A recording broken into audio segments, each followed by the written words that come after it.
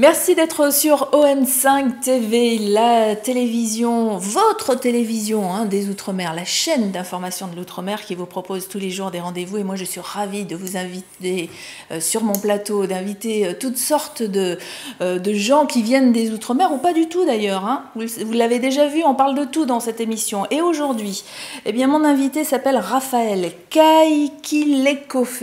Ah, j'adore ces noms-là parce que ce sont des noms qui font tout de suite rêver. Il vient de Wallis, mais en fait, ça fait déjà quelques années qu'il est installé à Paris. C'est le président de l'association SIAPO. On va présenter cette association. Tout de suite, Raphaël, bonjour. Bonjour. Comment on dit bonjour en wallisien? Malo Temaouli. Malo Temaouli. Malo Temaouli. Voilà, ça vous fait aussi un petit peu voyager à Wallis. Wallis, juste à côté de la Nouvelle-Calédonie, en plein cœur du Pacifique, pour celles et ceux qui ne connaissent pas. Et alors, cette association SIAPO, qu'est-ce que c'est? Le SIAPO, c'est un réseau d'artistes, un dispositif qui accueille des artistes un peu de tous les bords, qui est né à Nouméa en 99. Donc c'était un groupe d'amis artistes qui se sont mis à réaliser des expositions. On était plus spécialisés à faire des événements expos, peintures, sculptures, etc. Et puis petit à petit, on s'est étendu un petit peu à la musique et au milieu du spectacle. Parce qu'au départ, toi, tu es PNC, comme on appelle. Donc tu travailles pour une compagnie aérienne. Oui, voilà. Je suis PNC, c'est-à-dire... En dehors de ça, tu fais des tableaux. Oui, tu voilà. es artiste. Voilà, donc PNC, personnel navigant commercial, sur la compagnie nationale depuis maintenant une vingtaine d'années. Et j'ai toujours, depuis ma jeunesse, fait des expositions, réalisé, travaillé de mes mains au niveau de la peinture. Et puis, de fil en aiguille, ça a abouti à l'association SIAPO, collectif SIAPO, dont l'antenne mère se trouve à Nouméa, en Nouvelle-Calédonie.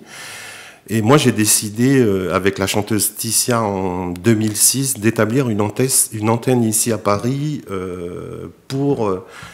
servir de pont, de passerelle entre le Pacifique et l'Europe, et qui permet par exemple à des jeunes artistes émergents de pouvoir exposer, se retrouver, voilà, réaliser, participer à des événements, des spectacles, des concerts, et puis aussi les aider dans le montage, dans la réalisation des événements, parce que c'est pas toujours évident. Donc en fait, il fallait se mettre en association, même si l'appellation de SIAPO, c'est collectif artistique, qui est plus une appellation officieuse, parce que collectif, pourquoi? Eh bien, tout simplement parce qu'on fait aussi appel à des artistes qui sont en dehors de notre réseau. C'est-à-dire qu'on a un réseau de proximité, les artistes qui sont dans le SIAPO, mais aussi des artistes d'autres associations, par exemple. D'accord. Ou bien indépendants.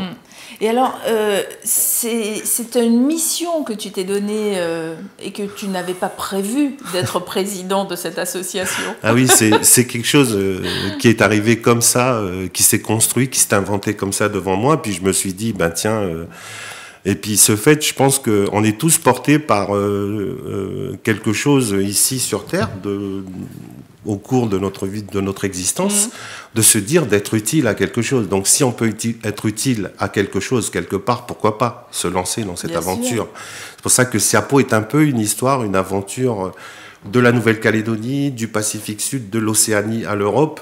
Aussi un voyage qu'on propose aux gens. D'ailleurs, dans les mois à venir, on essaie de faire une rétrospective un petit peu du SIAPO, de son parcours entre la Nouvelle-Calédonie mais aussi la France, puisqu'on a commencé à tourner ici en France depuis 2009-2010. Donc on a fait Rochefort, on a fait Toulouse, on a fait le musée des Beaux-Arts de Dunkerque. C'est quelque chose, mais c'est extraordinaire, vous êtes partout en fait, SIAPO. Partout, non, en fait, on nous a appelés comme ça du jour au lendemain pour greffer tel ou tel événement. Par exemple, le Printemps des Poètes 99 en 2011 nous a appelés pour présenter des lectures de textes de poésie écrits de nous-mêmes ou bien d'écrivains inconnus. Donc on est allé déclamer au musée du Quai Branly. Ça a été la première fois, la première du SIAPO au musée du Quai Branly.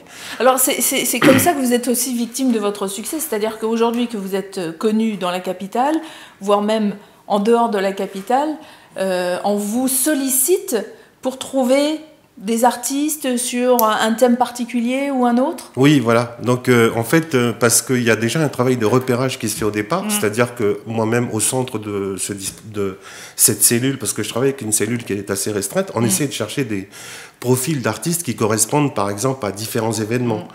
et on se dit, bon, ben, on va prendre telle ou telle personne, parce que, voilà, il fait de la Oui. musique, parce que son style de musique est axé plus sur les influences locales, etc. Et c'est comme ça nous, on repère, et on propose aux artistes de participer à des événements, moyennant, par exemple, le transport, l'hébergement, Oui. voire un petit cachet pour Et l'artiste. alors, comment vous faites justement en tant que président d'association pour gérer tout ça, pour financer tout ça? En fait, au niveau du financement, on essaye. Moi, je donne personnellement, c'est un investissement aussi personnel d'énergie, mais aussi quelquefois de fonds pour alimenter un petit peu le SIAPO. Mais on a aussi quelques subventions obtenues de différentes structures. Le conseil régional nous a aidés. Actuellement, c'est la délégation interministérielle pour l'égalité des chances avec à la tête de Madame Sophie Élyséan qui fait un travail remarquable et qui nous suit un petit peu dans nos événements. On a aussi d'autres structures comme la mairie de Paris, tout ça qui nous suivent un petit peu.